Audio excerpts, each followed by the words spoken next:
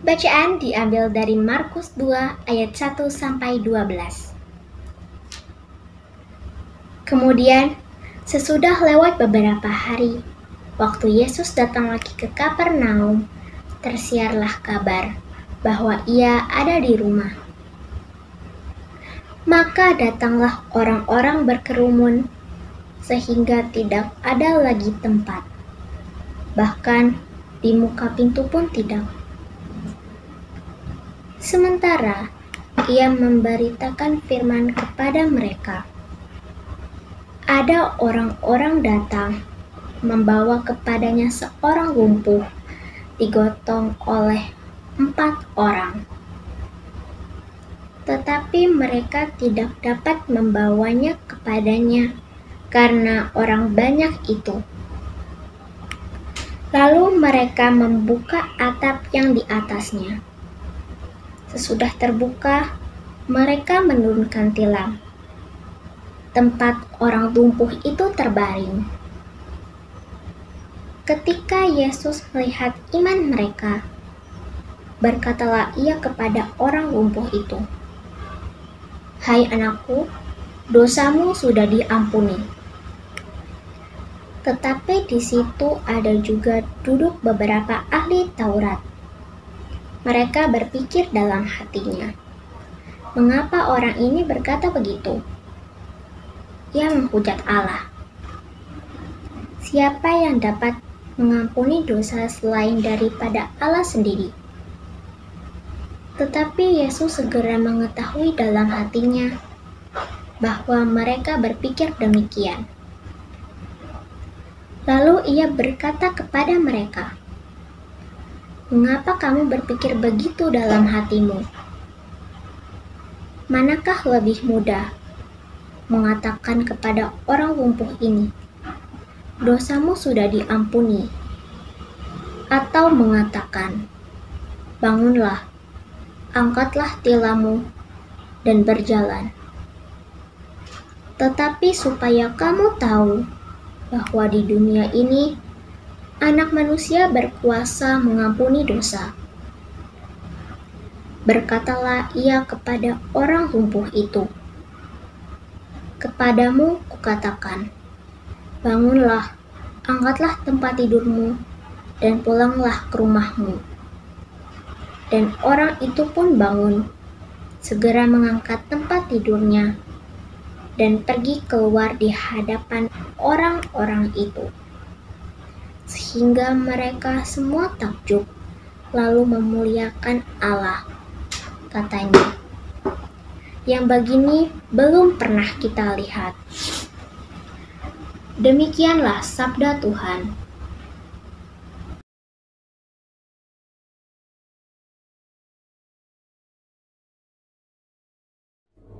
Selamat pagi, suster, bapak, ibu guru, serta teman-teman yang terkasih.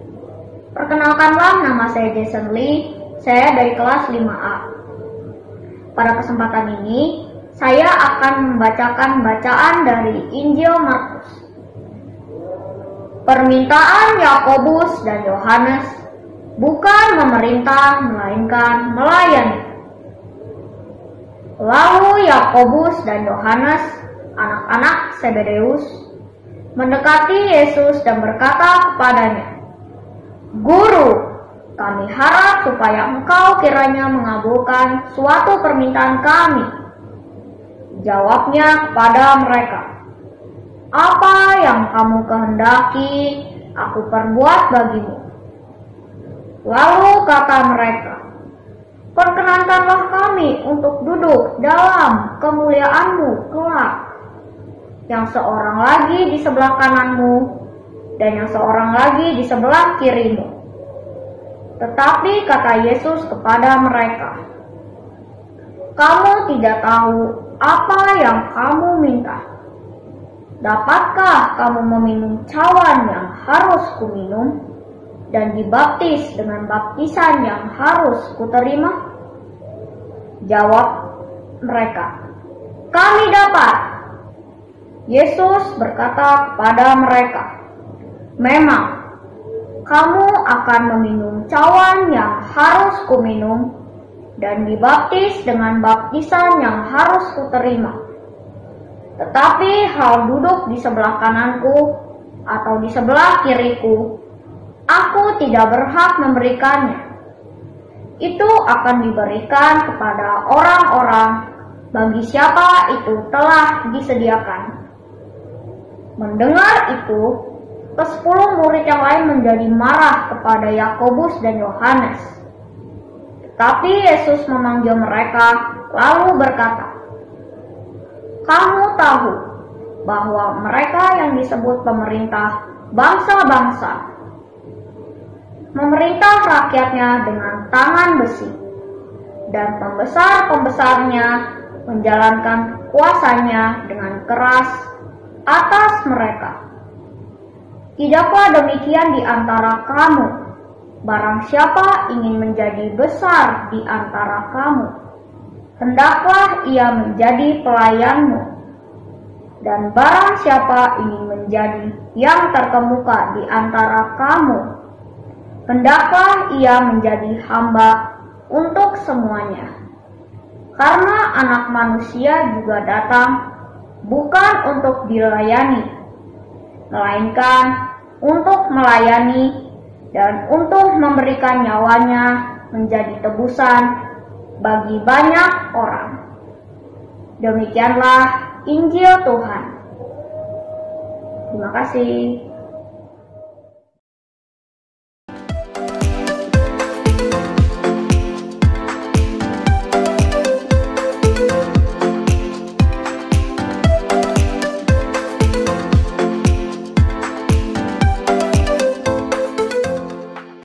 Halo, nama saya Medi. Saya dari kelas 6A. Saya akan menyanyikan lagu Mazmur dan Haleluya. Selamat mendengarkan. Singkirkanlah penghalang sabdamu, cairkanlah hatiku yang beku, dan bimbinglah kami di jalan-Mu. Marilah kita bernyanyi-nyanyi bagi Tuhan, bersorak-sorai bagi gunung batu keselamatan kita. Biarlah kita memandang wajah-Nya dengan lagu syukur, bersorak-sorai baginya dengan nyanyian mazmur. Singkirkanlah penghalang sabdamu, cairkanlah hatiku yang beku, dan bimbinglah kami di jalan-Mu. Haleluya, haleluya, haleluya. Allah mendamaikan dunia dengan diri-Nya dalam diri Kristus, dan mewartakan perdamaian kepada kita. Haleluya, haleluya, haleluya. Terima kasih.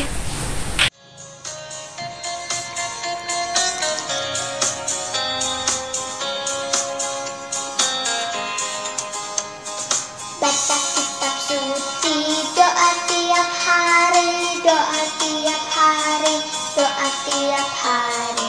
Baca kitab suci, doa tiap hari. Kalau mau tumbuh, kalau mau tumbuh,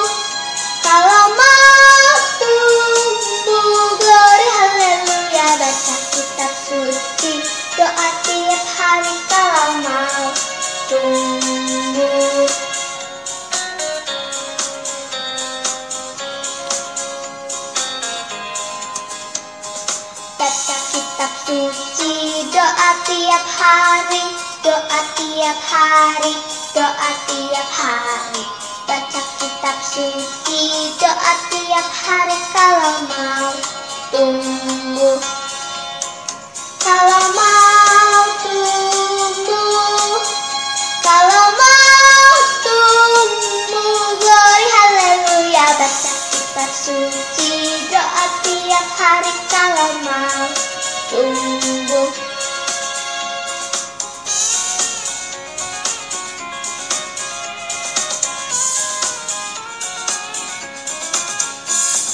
Baca kitab suci, doa tiap hari, doa tiap hari, doa tiap hari. Baca kitab suci, doa tiap hari kalau mau tumbuh. Kalau mau tumbuh, kalau mau tumbuh, glory haleluya. Baca kitab suci, doa tiap hari kalau mau tumbuh. Kalau mau tumbuh, kalau mau tumbuh, glory haleluya. Baca kitab suci, doa tiap hari kalau mau tumbuh. Kalau mau tumbuh, yeay! Yuhuu!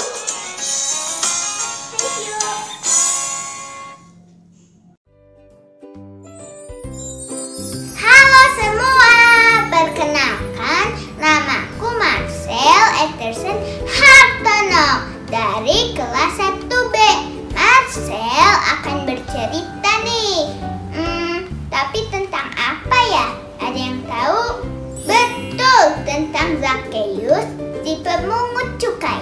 Tapi sebelumnya Marcel mau ganti kostum dulu nih. Bagaimana Marcel sekarang? Sudah mirip Zakheus belum?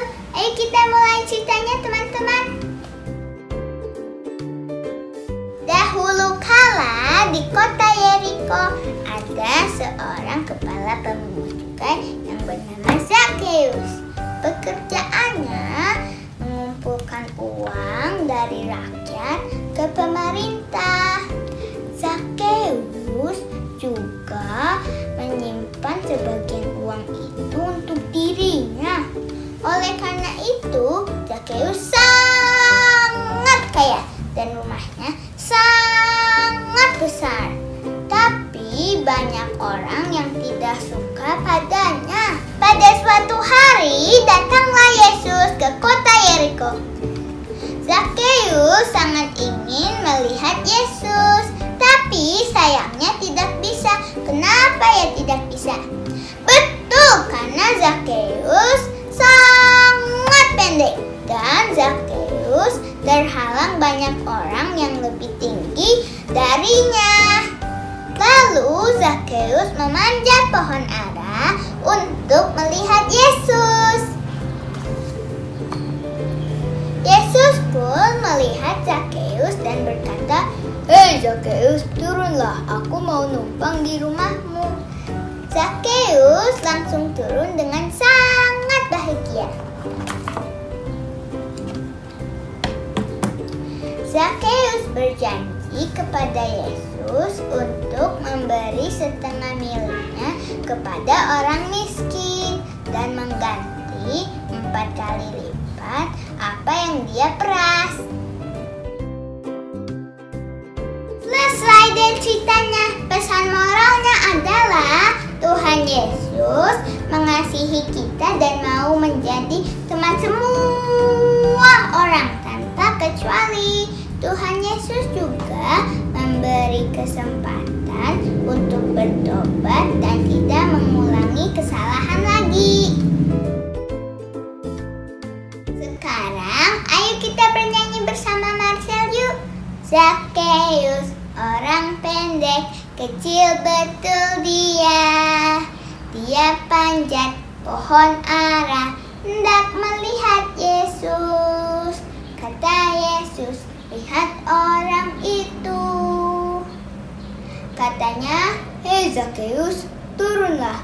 Aku mau makan di rumahmu. Sekian dulu cerita Marcel. Terima kasih. Tuhan berkati. Dadah.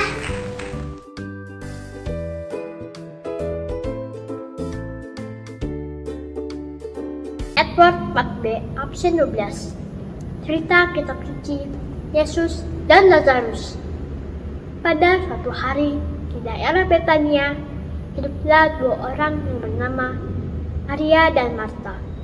Mereka sangat khawatir karena adik mereka yang bernama Lazarus sedang sakit parah. Bagaimana ini? Adik kita sakit parah. Sepertinya akan segera mati. Aku juga sangat sedih.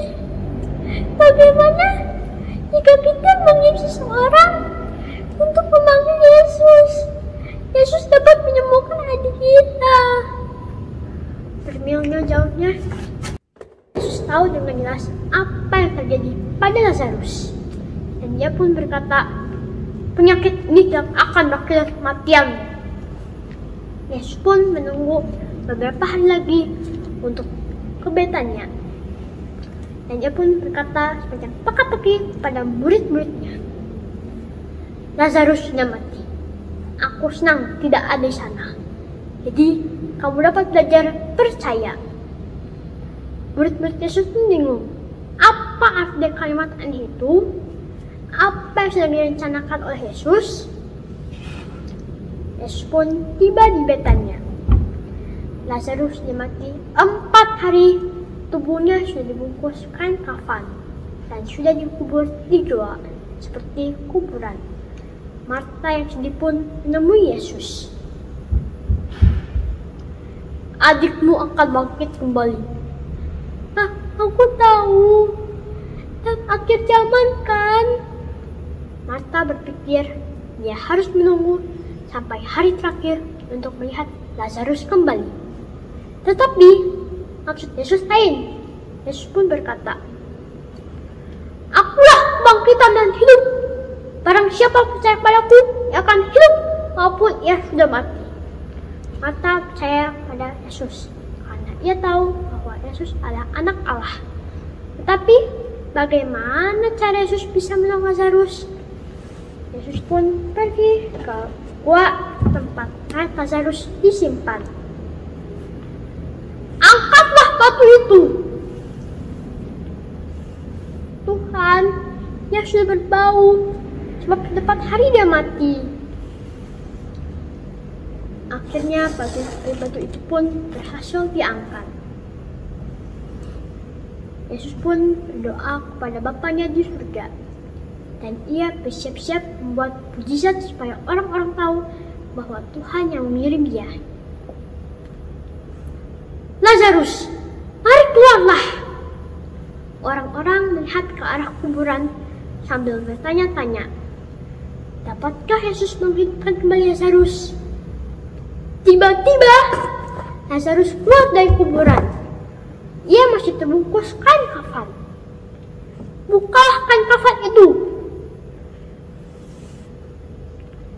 Kain kafan itu pun segera dibuka oleh orang-orang.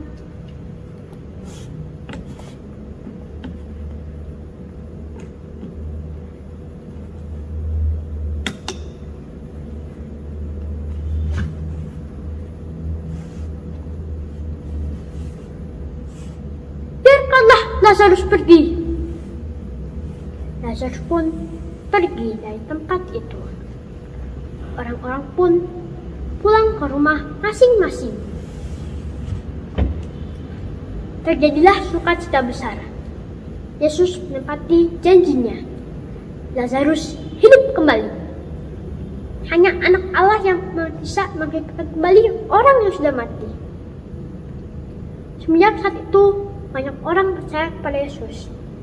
Tetapi banyak juga yang cemburu. Ia memberitahu pada pemimpinnya dan ingin membunuh Yesus. Yesus pun pergi jauh untuk sementara. Tamat. Terima kasih.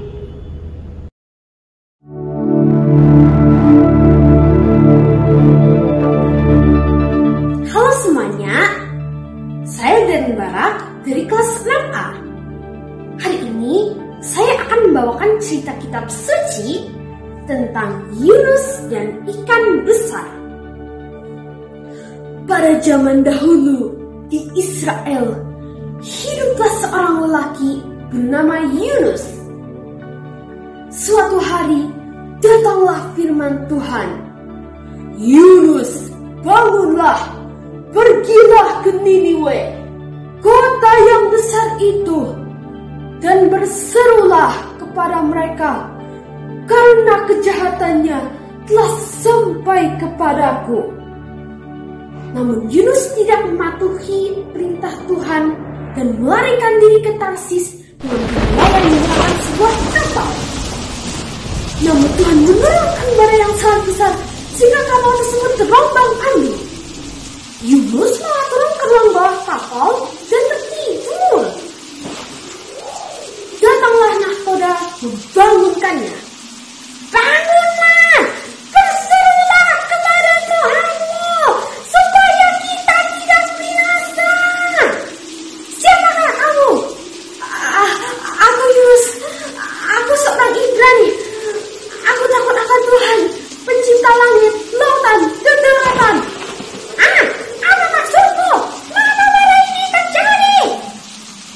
Badai ini terjadi karena aku. Buanglah aku ke laut. Dengan begitu, badai akan reda. Para awak kapal segera mengangkat Yunus dan membuangnya ke laut. Seketika itu, badai pun reda. Sementara itu, Yunus tenggelam ke laut. Tiba-tiba muncullah seekor ikan besar yang menelan Yunus. Yunus berada di perut ikan itu 3 hari 3 malam lamanya. Yunus menyesali perbuatannya. Yunus berdoa dan mohon ampun kepada Tuhan. "Ya Tuhan, ampunilah aku." Maka Tuhan berfirman kepada ikan itu untuk memuntahkan Yunus ke daratan. Yunus pun bersyukur dan memuliakan Tuhan. Datanglah firman Tuhan untuk kedua kalinya. "Yunus, pergilah ke Niniwe dan sampaikanlah seruan firman-Ku." Kali ini Yunus menaati perintah Tuhan dan Yunus berangkat ke Niniwe 3 hari lamanya perjalanan. Ketika Yunus masuki kota, Yunus berseru, 40 hari lagi, maka Niniwe akan ditunggang balikan. Bertobatlah. Orang Niniwe percaya kepada Allah. Kabar itu sampai kepada raja. Raja terkejut dan berkata, "Oh, siapa tahu Tuhan berbalik dan berpaling dari murkanya, sehingga kita tidak binasa." Maka raja turun dari singgasananya, dikenakannya pakaian kabung, ditengokkannya jubahnya, dan duduklah ia di abu. Lalu raja memerintahkan semua warga kota Niniwe untuk melakukan hal yang sama, bertobat dan berpaling dari tingkah lakunya yang jahat. Rakyat segera berpuasa, mengenakan kain kabung, dan berdoa mohon ampun kepada Tuhan. Ketika Tuhan melihat bagaimana mereka berpaling dari tingkah lakunya yang jahat, maka Tuhan tidak jadi menurunkan malapetaka yang telah dirancangnya untuk mereka. Namun Yunus tidak senang Tuhan mengampuni penduduk Niniwe. Tuhan menciptakan suatu tumbuhan yang menundukkan Yunus dari matahari. Tapi keesokan paginya, Tuhan mengirimkan ulat yang memusnahkan tumbuhan itu. Mendatangkan angin dan panas yang menghantam Yunus. Semua ini membuat Yunus bertambah marah. Tuhan berkata, "Apakah engkau punya hak untuk marah? Engkau terlalu peduli terhadap pohon anggur yang tidak tahu tanam dan tidak tahu tumbukan? Mengapa aku tidak boleh menunjukkan kemurahanku kepada Niniwe? Demikianlah cerita tentang Yunus dan ikan besar. Amanat yang dapat kita petik dari cerita ini adalah betapa pentingnya melaksanakan semua perintah Tuhan, karena semua itu untuk kebaikan kita, umat manusia. Kita harus saling mengingatkan satu sama lain untuk tidak berbuat dosa. Ingatlah, Tuhan akan selalu mengampuni dosa-dosa kita, asalkan kita mau sungguh-sungguh bertobat dan kembali ke jalan Tuhan. Terima kasih. Saya Darren Barak.